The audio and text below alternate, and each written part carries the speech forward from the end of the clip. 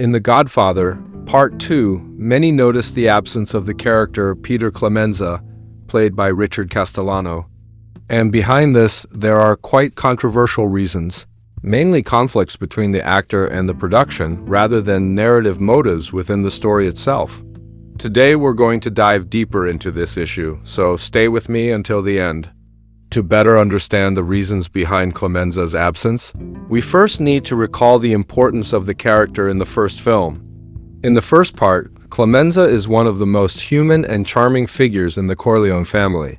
Physically, he breaks away from the stereotype of the cold, elegant gangster. He's a chubby, friendly, talkative, and warm man, almost like that affectionate uncle from the Italian neighborhood.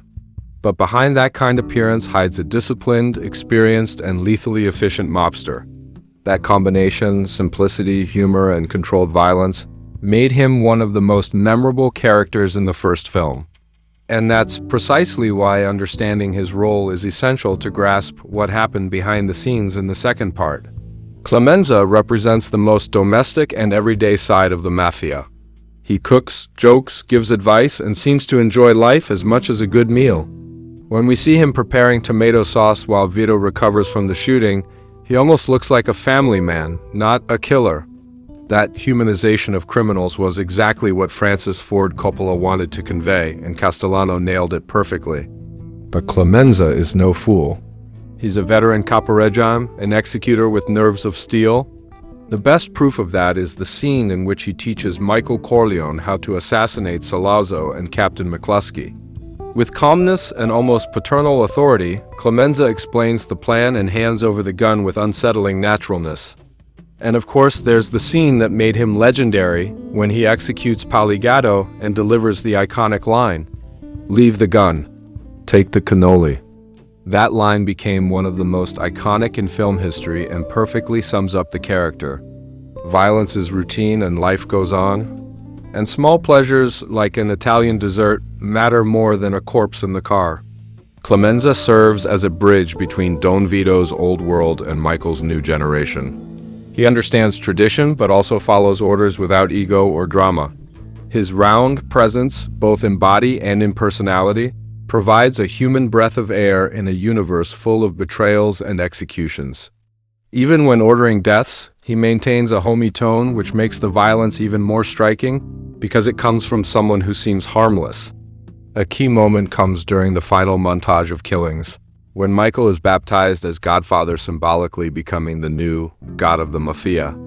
There we see Clemenza doing his part of the plan, eliminating Don Stracci, the head of one of the rival families. That sequence is masterful because of the contrast it portrays, a corpulent, serene. Suddenly, Clemenza draws his gun with a clean, confident motion and fires with surgical precision. No shouting, no emotion on his face, only efficiency. The audience is stunned because Clemenza doesn't look like a natural-born killer. But when it's time to act, his bulk doesn't make him slow, it makes him solid, silent, and relentless. It's the surprise of contrast that makes the scene fascinating. A heavy body moving with the fluidity of someone who's done this all his life. Audiences left the theater remembering not just the gunfire, with the ease of someone who knows that, in that world, death isn't tragedy, it's routine. Now we arrive at part 2, and with it, one of the most tense and revealing behind-the-scenes stories of the entire saga, the case of Richard Castellano. When The Godfather premiered in 1972, it was a cultural and financial phenomenon. The film grossed over $250 million, an enormous figure for the time, and turned Francis Ford Coppola, Al Pacino, James Caan, and Marlon Brando into cinematic legends. But among the supporting cast, Richard Castellano also shone brightly. His Clemenza, with those unforgettable moments, won over audiences as one of the few characters who combined charisma and brutality. What many people don't know is that Castellano was the highest-paid actor in the cast after Brando in the first film. At that time, Al Pacino was still a rising actor, while Castellano, who had been nominated for an Oscar for Lovers and Other Strangers, had more prestige and bargaining power. With the success of the first movie, Castellano believed he would have an even more significant role and a much higher salary in the sequel. But when he received the script for The Godfather, Part 2, he discovered two things that deeply upset him. One, the character of Clemenza would have a tragic arc, one that involved betraying Michael Corleone, something Castellano found unjust and inconsistent with the loyalty Clemenza had shown in the first film. Two, his salary would not increase in proportion to the success the previous film had brought him. Castellano felt undervalued, especially when he saw that Al Pacino, still relatively young, was now earning far more. It was understandable from a business standpoint, but it wounded Castellano's pride, as he had been the most prominent supporting name in the original film. Beyond money, the biggest conflict was creative. Castellano demanded the right to review or approve Clemenza's dialogue, arguing that he wanted to ensure the character sounded authentic within Italian-American culture. But for Coppola and Paramount, that was unacceptable. The studio would not allow an actor to have control over the script. And Coppola, already under immense pressure to direct the sequel, refused to negotiate with anyone outside the writing team, himself and Mario Puzo. According to behind-the-scenes reports, Castellano even said, "Clemenza wouldn't betray Michael. That makes no sense. I'm not going to play a lie." Paramount's response was blunt. Either he accepted the role as written, or he'd be replaced. Negotiations completely broke down. Castellano wanted a significant raise. He wanted to change Clemenza's motivation, and he insisted on approving the dialogue. Coppola, exhausted by studio pressure and cast conflicts, decided to rewrite the script, removing Clemenza entirely and creating a new character, Frankie Pentangeli, played by Michael the Gazzo, who inherited all the dramatic function Clemenza was meant to have. The irony was huge. Gazzo ended up being nominated for an Oscar for Best Supporting Actor, an honor that very likely would have gone to Castellano. Because, as we've seen, Clemenza was a fantastic character in the first film. Richard Castellano never again had such a prominent role.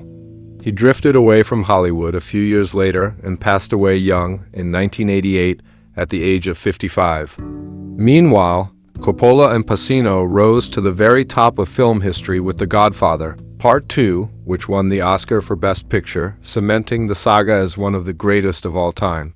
Now, how did Peter Clemenza die in the story? His absence is explained in the early scenes showing the situation in New York. The dialogue between Frankie and Michael Corleone reveals the key detail. Pentangeli, after Clemenza died, took over his old territory. And that's it, no funeral shown, no direct scene, no flashback.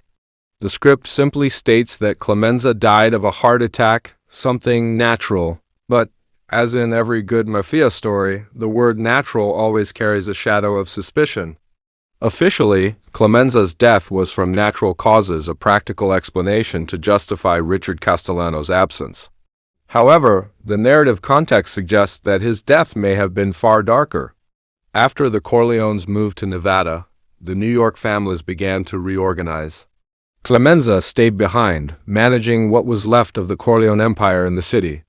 It's in that environment that the Rosato brothers' allies of Hyman Roth emerged, fighting for territory and influence.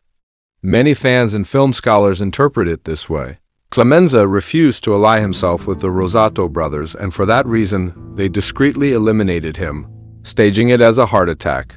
That interpretation fits perfectly with the pattern of political manipulation Roth displays throughout the film, using intermediaries to weaken Michael's power in New York. With Clemenza's death, the power vacuum in New York had to be filled. Frank Pentangeli, one of Clemenza's trusted lieutenants, took over, inheriting the loyalty of his former boss's men.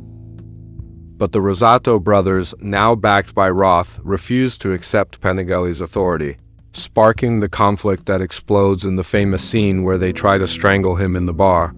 In other words, Clemenza's death is the silent trigger behind all the New York intrigue in Part 2. Therefore, even though the film never confirms it, Clemenza's death carries the scent of conspiracy, a silent execution, perhaps arranged to avoid suspicion, and one that ultimately benefited Michael's enemies. Within the story, Clemenza's absence marks the definitive end of Don Vito's old guard. He was the last of the original capos who represented the traditional mafia, more personal, more loyal. With his death, natural or not, the age of men of honor gives way to the age of men of power. Pentangeli tries to uphold the old code, but ends up being consumed by Michael Corleone's new corporate cynical world. If Coppola had kept Clemenza alive and included the arc of betrayal, Part 2 would have had an even more tragic dimension. It would have been like watching the last loyal man to Don Vito fall victim to the machinery of the new Corleone empire. Perhaps that wouldn't have sat well with fans who admired Clemenza's loyalty in the first film and in the novel. In that sense, Richard Castellano was a man of strong convictions, perhaps too strong for Hollywood's game. He refused to sell his artistic vision or his dignity, which is admirable. But paradoxically, by defending his character, he ended up condemning it. Perhaps Clemenza and Castellano were men of honor in a world that doesn't forgive excessive loyalty. And what about you? What's your opinion on this controversy behind The Godfather? Do you think Castellano was right to defend his artistic integrity, or was he simply too proud? Let me know your answer in the comments, and if you enjoyed this video, give it a like and subscribe to the channel so you don't miss more stories like this. Thanks for watching, and see you next time.